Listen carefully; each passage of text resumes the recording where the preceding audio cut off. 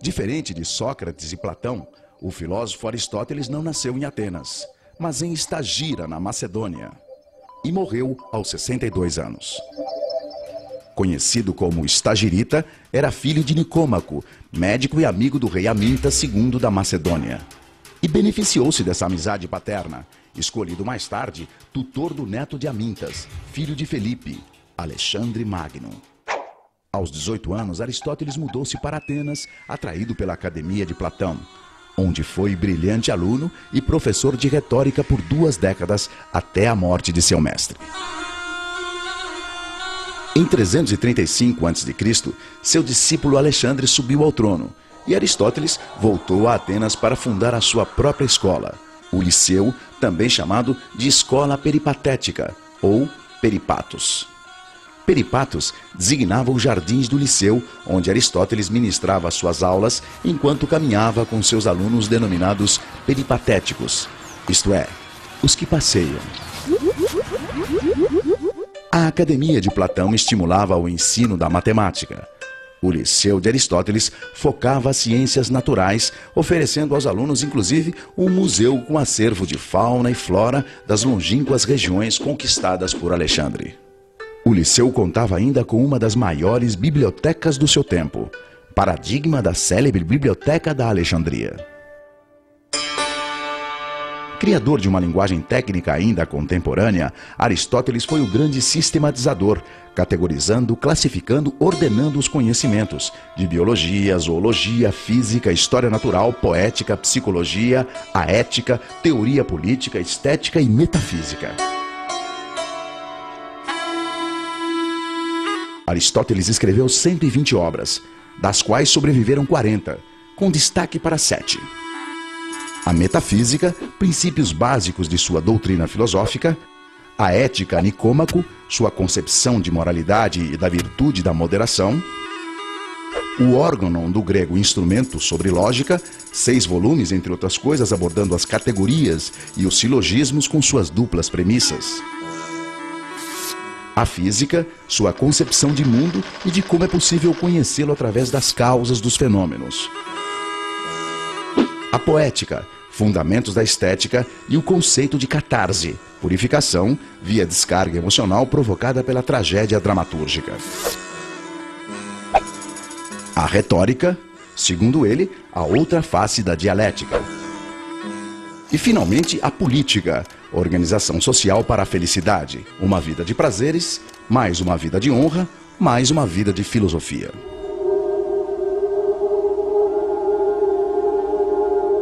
Aristóteles foi um crítico da teoria das ideias. Ele não acreditava no mundo de ideias à parte, com as formas ideais das coisas, nem que o que se via no mundo real fosse cópia imperfeita ou simulacro de um mundo das ideias. Para ele, as ideias das coisas estavam justamente dentro das coisas, nas suas próprias características.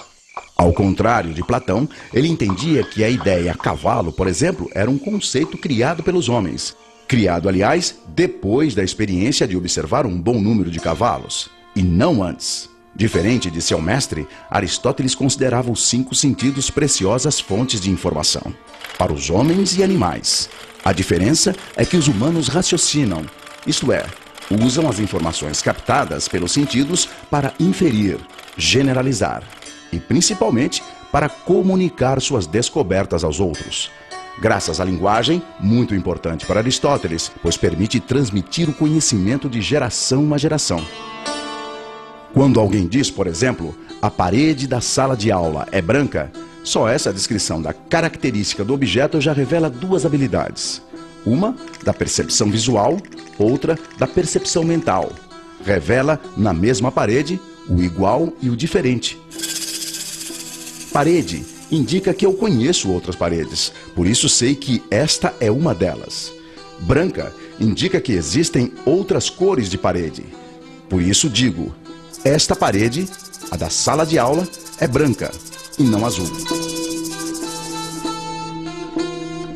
Com seu espírito de bibliotecário da natureza, Aristóteles constatou que todos os seres do mundo têm semelhanças entre si, que a natureza apresenta padrões, e que dentro desses padrões há uma hierarquia dos seres. Ele descobriu que tudo que existe se classifica em vivo, animado, e em não vivo, inanimado. Os vivos se dividem em animais e vegetais, e os animais, por sua vez, em racionais e irracionais, etc, etc.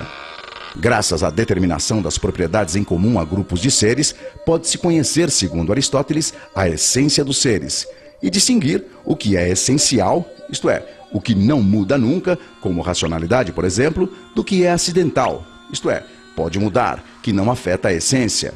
Cabelo cacheado, por exemplo, acidental. Esta metodologia aristotélica de agrupar por semelhanças e diferenças serve até hoje de base para a produção do conhecimento, especialmente nas ciências naturais.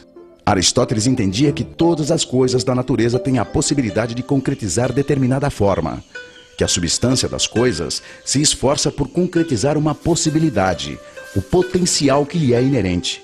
Assim, para o filósofo, toda mudança na natureza é uma transformação da matéria de potencial para real. Por exemplo, o ovo e a galinha. Um ovo de galinha tem o potencial de virar uma galinha e jamais será um ganso. Não é inerente ao ovo de galinha vir a ser um ganso. Dessa forma, na metafísica de Aristóteles, tudo é movido por uma força que efetiva a potencialidade dos seres. Tudo é movido pelo motor primeiro, que é imóvel.